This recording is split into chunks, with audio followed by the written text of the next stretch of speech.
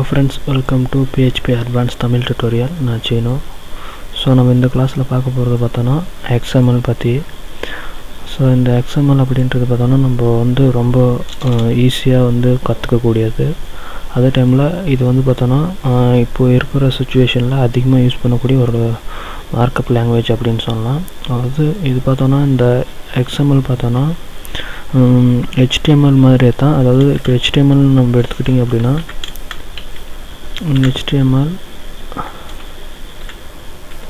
அப்புறம் க்ளோஸ் பண்ணி அதாவது டேக்குள்ளார ஒரு டேக் ஓப்பன் பண்ணி அதுக்குள்ளார அது HTMLக்கான அந்த டேக்ஸ் எல்லாம் நம்ம எழுதிட்டு அப்புறம் க்ளோஸ் பண்ணிடுவோம். பார்த்தோன்னா இந்த மாதிரி நம்ம HTML எழுதுவோம்.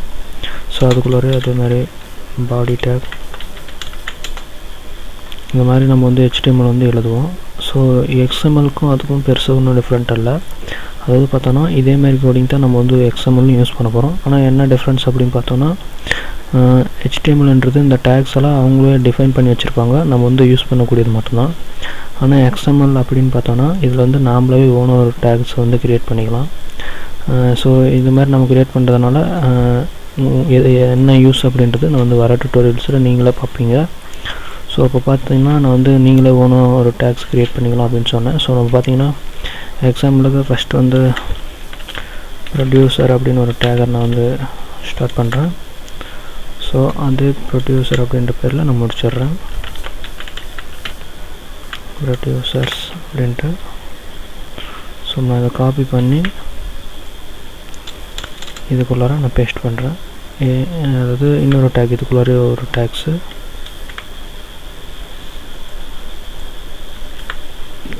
ஸோ இந்த எஸ்ஸை மட்டும் நான் எடுத்து விட்டுறேன், ஏன்னா ஒரு சின்ன டிஃப்ரெண்ட் இருக்கணுன்றதுக்காக. ஸோ பார்த்தீங்கன்னா இந்த ப்ரொடியூசர் அப்படின்ற டேகு நான் க்ரியேட் பண்ணியிருக்கேன். ஸோ இது பார்த்தோன்னா இங்கே ஸ்டார்ட்டாக இங்கே ஃபினிஷ் ஆகும். இங்கே பார்த்தோன்னா இதே மாதிரி இங்கே ஃபினிஷ் ஆகும். இதை காப்பி பண்ணி இதுக்குள்ளார பார்த்தோன்னா இன்னொரு டேக் எழுதுகிறேன். ஸோ அந்த டேக் பார்த்தோன்னா நேம் அப்படின்னு வச்சுக்கிறேன். நேம் அப்படின்ட்டு முடிச்சிடுறேன். ஸோ இன்னொரு டேக் ஏஜ் நான் க்ரியேட் பண்ணிக்கிறேன். ஸோ நான் இதை காப்பி பண்ணி மறுபடியும் ஒரு 2-3 டைம் வச்சுக்கிறேன், ஒரு 2-3 செட் இருக்கிற மாதிரி. ஸோ பார்த்தீங்கன்னா இப்போது ஒவ்வொரு டேக்குள்ளாரையும் நான் குறிப்பிட்ட நேம்ஸ் ஏதாச்சும் கொடுக்குறேன். ஸோ செயினும்